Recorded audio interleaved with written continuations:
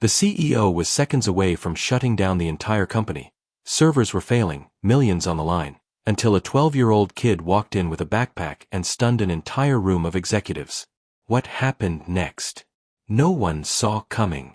If you think this story is wild now, wait until you see how the janitor's son flips the entire company on its head.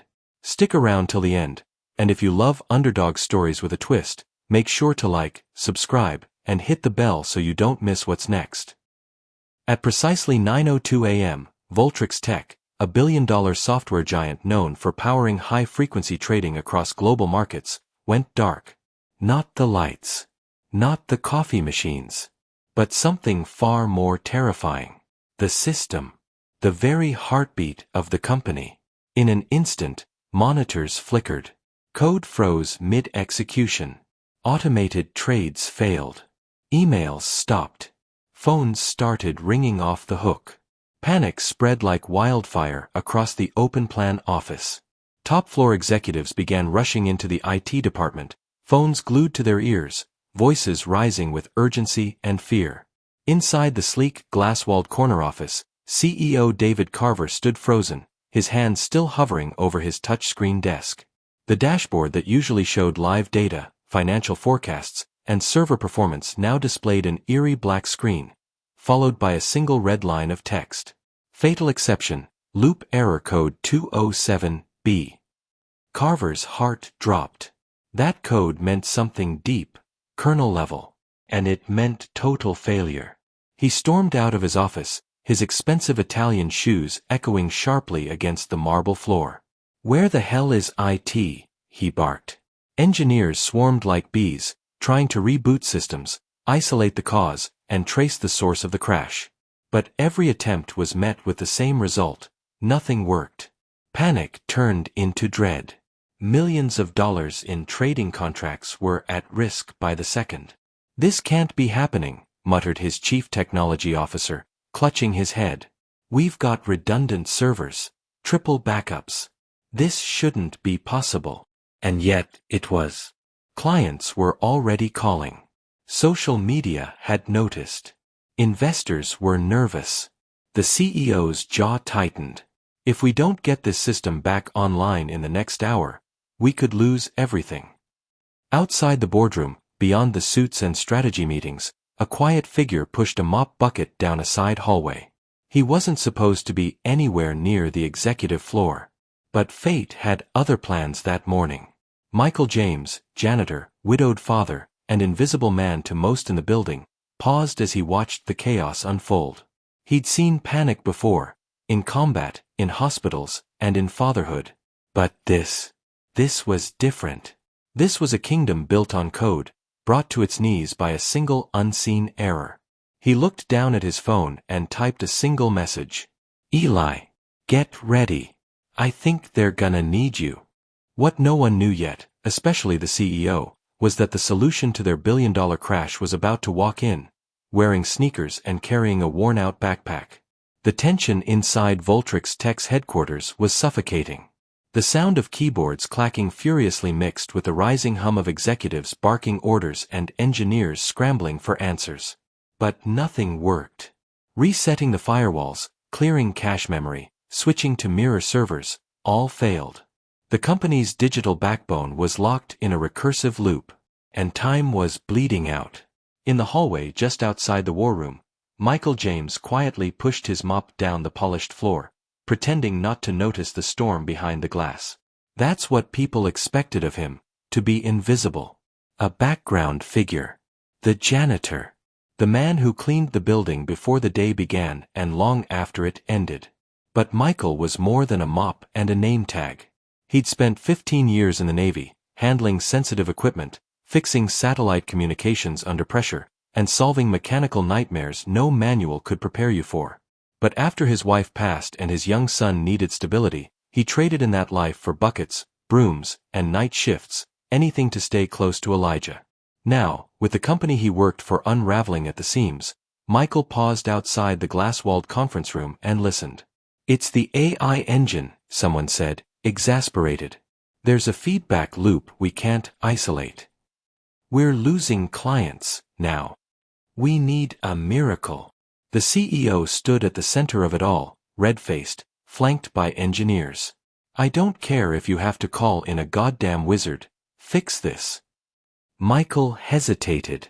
His mop glided to a stop. And then, in a voice just above a whisper, he said, "My son might be able to help." The room went silent. All eyes turned toward the janitor like he'd just offered to fly the building into space. "You're what?" one of the engineers scoffed. "My son," Michael said again. "He's 12. Been coding since he was 7. Built his first AI bot when he was 9. He studies your company's manuals while I clean." The silence deepened. Then came the laughter. "You want us to trust a janitor's kid with our entire system," a VP said, shaking his head. "He's not just a kid," Michael replied. "He's Elijah." The CEO looked at the frozen screens, the sweating engineers, the plummeting data. Then, reluctantly, he gave a single nod. "Fine. Call him. 5 minutes. That's all he gets." Michael didn't smile. He simply took out his phone, dialed, and said one word. "Now." The boardroom buzzed with disbelief. "A janitor's son? Seriously? You're telling me a middle schooler is going to fix a multi-million-dollar AI system?" sneered one executive, adjusting his cufflinks. "This isn't a video game. This is our infrastructure," muttered another, already dialing backup contacts from Silicon Valley. But Michael James stood firm. He wasn't asking for a job. He wasn't begging. He was simply speaking the truth. "My son's name is Elijah. He's 12. He doesn't play video games, he builds them. I've watched him reverse engineer your own system diagrams from the back of my supply closet. He knows this company better than you think." The CEO, David Carver, paced the room like a trapped lion. His usual icy calm was melting fast. The news was spreading. Clients were threatening lawsuits. Stock prices were twitching. "All right," Carver snapped. "Bring the boy in. But 5 minutes. That's all. If he so much as breathes on a wrong file, I'll have both of you removed from the premises." Michael gave a small nod and texted a single word to his son. "Come." 15 minutes later, the glass doors swung open. In walked Elijah James, a wiry kid in faded jeans, a hoodie 2 sizes too big, and mismatched sneakers. He clutched a fraying black backpack like it held treasure. His eyes scanned the room, not with fear, but curiosity. "You've got to be kidding me," someone whispered. Elijah stepped forward, calm as still water. "Where's the core system terminal?" he asked, voice clear and confident. The engineers hesitated. One finally gestured to a locked-down console in the center of the room. Elijah nodded and walked over, dropping his backpack with a soft thud. He unzipped it and pulled out a device cobbled together from salvaged parts, an old laptop shell, wires soldered to a Raspberry Pi, and a cracked touchscreen. The room stared in stunned silence. "You brought a toy," a woman scoffed. Elijah ignored her. "Your recursive loop is coming from your feedback optimization engine," he said without blinking. "It's cycling through a deprecated command that doesn't exist in your updated API structure." There was a pause. And then, one of the senior engineers leaned in, blinking. "That's exactly what I was afraid of." Elijah looked up, eyes calm, steady. "I don't need 5 minutes. I just need access." And in that moment, the janitor's son stopped being just a kid. He became their last hope. The moment Elijah knelt by the central terminal, the atmosphere in the boardroom shifted. Some executives folded their arms, smirking with thinly veiled condescension. Others whispered to each other, betting how long it would take before the janitor's kid crashed the system completely. But a few, particularly the engineers, leaned in, eyes narrowing with something closer to curiosity. Elijah unzipped his backpack fully and began laying out the contents with surprising precision. A cracked laptop with a missing hinge, a hand-labeled flash drive, a tiny circuit board wrapped in electrical tape, and a tangle of wires that looked more like a science fair project than a professional toolkit. "What is that?" someone whispered. "It's homemade," another murmured. "Yeah, Well, so is disaster. But Elijah didn't flinch. He plugged his device into the terminal with steady fingers. The room went quiet as his patched-together interface sprang to life, flashing green lines of custom code across the screen. No one expected it to actually connect. But it did. And fast. He began typing commands, not hesitantly, not like a child guessing at answers, but with deliberate, laser-sharp focus. As the custom UI kicked in, a few IT leads exchanged startled glances. He built a diagnostic shell. Is that real-time mapping? He's probing the feedback engine without triggering the loop. Elijah turned to the nearest engineer. Your AI optimization module is running parallel to a deprecated neural net. It's catching and re-running the same cleanup protocol at microsecond intervals, which is creating the infinite loop. The lead engineer's jaw dropped. How did you? I read the deprecated file logs, Elijah said calmly. Your engineers didn't delete them, they just orphaned the directory. The AI's trying to self-heal something that's no longer there. Silence fell. In a room filled with Ivy League graduates and seven-figure salaries, a 12-year-old just solved what no one else could even define. From the back, CEO Carver stepped forward slowly, his earlier smugness melting into shock. You read our internal logs? Elijah finally looked up, eyes clear.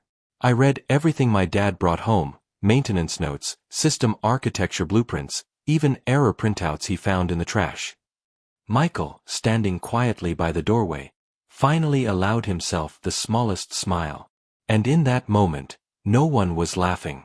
They were staring at a kid with duct-taped tech and the brilliance of someone born to rewrite the rules. The air inside the boardroom had shifted from mockery to reverence. Every engineer, every VP, every tech officer leaned closer as Elijah's fingers flew across the keyboard. His homemade diagnostic shell displayed code in cascading green and blue pulses, clean, efficient, and devastatingly accurate. He was tracing the recursive loop in real time. No external AI tools. No fancy debugging suites. Just raw logic, intuition, and a homemade interface he'd built with salvaged parts from a thrift shop. I'm isolating the core trigger, Elijah muttered, mostly to himself. It's a hidden script your AI inherited from an older model. It wasn't deleted, it was buried. One of the senior engineers, sweating profusely, leaned over his shoulder. Wait, you're saying the AI is stuck trying to optimize a solution for a command that doesn't exist anymore? Elijah nodded. Exactly. It's like trying to patch a hole in a wall that's already been torn down. Gasps rippled through the room. That would explain the CPU surge. And the recursive loop error. My God, we've been looking in the wrong layer this whole time. As Elijah navigated deeper into the terminal's core architecture, the monitors on the surrounding walls began to flicker, brief pulses of activity returning to systems that had been dead for hours. Elijah didn't panic. He worked with the calm precision of a seasoned coder, bypassing corrupted data paths, rerouting logic gates, and creating a temporary sandbox environment to test his fix without risk to the live system. I'm installing a dummy command, he said. Something the AI can interact with safely. It'll satisfy the loop condition and allow the system to breathe. Seconds later, the room lights dimmed. The server grid hummed. And then, every monitor lit up. Emails resumed. Client dashboards refreshed. Automated trades resumed in milliseconds. A massive graph on the wall flipped from red to green. One engineer yelled, "We're live." The room erupted. Some clapped. Others just stared at the boy in stunned silence. One woman whispered, "He did it. He actually did it." The CEO stood frozen. His million-dollar crisis had been neutralized, not by his experts, not by a rescue team, but by the quiet 12-year-old son of a janitor. Elijah unplugged his device, zipped his bag, and looked around the room. "I told you," he said softly. "I just needed access." And with that, he walked back to his dad, leaving behind a boardroom full of grown men who had just witnessed brilliance they couldn't even begin to explain. By the time the press arrived, The boardroom looked like the aftermath of a miracle. The servers were alive. The monitors buzzed with activity. Analysts were cheering, emails flowed again, and stock prices began to stabilize. Internally, damage control teams were already drafting statements for the media. But at the center of it all stood CEO David Carver, straightening his blazer and regaining his signature charm. In front of cameras, Carver smiled. "I want to commend our talented team for responding with composure and brilliance under pressure," he began, with a rehearsed air. "Of course, we welcomed insight from outside contributors as well. Collaboration saved the day. Not a single mention of Elijah. No acknowledgement of the 12-year-old who had walked into a crisis and solved what his entire staff couldn't." Michael stood in the back, jaw tightening. He'd seen this before, credit stripped from the deserving, voices muted by status. But he waited. Until a reporter, catching wind of whispers from staff, asked, "Can you clarify who this young man is?" Cameras panned to Elijah, still standing beside the terminal, his backpack over one shoulder and his hoodie slightly stained from dust and wire grease. The reporter stepped toward him. "Were you really the one who fixed the crash?" The room held its breath. Elijah looked up. Calm. Unbothered. Clear. "I found the bug. It was a recursive loop in their deprecated AI structure," he said, voice steady. "I wrote a bypass. It worked." The room gasped. More reporters swarmed. Carver's smile flickered. "Let's not get carried away. This was a team effort." But Elijah didn't blink. "My dad believed in me when no one else did," he said, glancing toward Michael. "He brought home your manuals, your error logs, he even let me see your server layouts. So when I saw the loop code, I already knew where to look." A hush fell. Even the reporters were quiet now. Michael finally stepped forward, placing a hand on his son's shoulder. "He didn't fix your system because he had to. He did it because you were drowning, and nobody else listened." Elijah added one last thing, simple but powerful. "I'm not a backup plan. I'm just the person no one expected." And with that, the world finally saw him, not as a janitor's son, but as the genius who saved the day. By noon, Elijah James was trending across every major platform. #KidCoder. #BoyGenius. #Janitor's son saves tech giant. News vans lined the front of Voltrix Tech's headquarters. Tech blogs, business channels, and even late-night hosts wanted the story. In the midst of it all, the boy who'd quietly walked in with a worn-out backpack now had the world's attention. And so did the company that had nearly dismissed him. Inside a sleek, glass-walled executive office, CEO David Carver stood across from Elijah and Michael, flanked by lawyers and HR reps. He cleared his throat, smiled tightly, and slid a crisp, cream-colored folder across the desk. "Elijah," he began, "Voltrix Tech is prepared to offer you a 6-figure consultancy contract. You'll work with our AI division, remotely, of course. Flexible hours. Full access to resources. Think of it as an early start on your future." Michael raised an eyebrow but said nothing. Elijah opened the folder. Inside, a polished contract, a corporate badge mock-up with his name on it, and a personal letter from the board of directors. But Elijah didn't smile. He calmly placed the folder back on the desk and looked up. "I have one condition." Carver hesitated. "Name it." Elijah's voice was steady. "Hire my dad." The room froze. "I want him on your systems team," Elijah continued. "Full-time. No more night shifts. No more mops. He understands machines better than half the people here, and he's the reason I ever saw your broken code in the first place." Carver blinked. "You want us to hire your father?" Michael stepped forward, clearly stunned. "Eli, you don't have to." "No," Elijah said, gently but firmly. "I do. You were always the one solving problems when no one was watching. It's your turn to be seen." One of the lawyers shifted uncomfortably. "Mr. Carver, this is highly unusual." But Carver knew the cameras were still watching, and the last thing he needed was another PR disaster. After a long pause, he nodded. Done. Consider it a package deal. Michael's eyes shimmered with disbelief. And just like that, the janitor and his son walked out of that room, one with a job offer, the other with a new title. But more importantly, both had walked in invisible and walked out unstoppable. The following Monday, the elevator doors of Voltrix Tech opened, and no one could believe what they saw.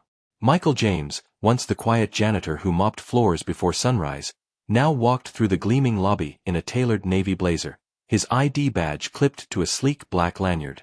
Behind him, his son Elijah followed with a calm confidence, backpack over one shoulder, earbuds in, already scribbling code on a tablet. The receptionist, who used to glance past them without a word, now stood and stammered. "Gee, good morning, Mr. James." And Elijah. Security gave respectful nods. The engineers, many of whom had scoffed at Elijah just days ago, cleared paths as they walked past, some offering tight-lipped nods, others trying to strike casual conversation. The glass walls of the executive floor were already buzzing with whispers. "They're here. That's the kid who found the bug. Did you hear? The janitor's heading the systems diagnostic division now." But what struck people most wasn't just the sudden rise, it was the composure. Michael didn't gloat. He didn't strut. He simply walked like a man who belonged. He was now director of systems integrity, overseeing the same infrastructure that had once dismissed him as invisible. And Elijah. He wasn't just a consultant. He was now working with Voltrix's AI R&D team under a special mentorship program, completely remote-friendly, education-compatible, and built around his preferences.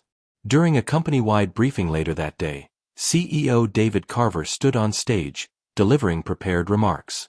"Today, we move forward with stronger vision and stronger people. And sometimes, the brilliance we need comes from the places we least expect." Then he turned to the father and son seated in the front row. Michael gave a polite nod, but it was Elijah who stood up, looked around the room, and said into the mic, "You can have the best technology in the world, but if you don't listen to the people who see what others ignore, it'll crash every time." The applause was thunderous. From janitor's cart to command center. From dusty blueprints to corporate recognition. From overlooked to overdue. Elijah had rewritten the code. Michael had rewritten the narrative. And together, they reminded the world that brilliance has no rank, and respect should never wait until after a crisis. They came in unseen. Now, everyone was watching. Sometimes, the brightest minds don't sit in boardrooms, they walk in quietly, wearing hoodies and carrying backpacks. Elijah didn't just fix a system, he exposed a broken culture, and rebuilt it with brilliance, humility, and heart. Because greatness doesn't always wear a title. Sometimes, it mops the floors first.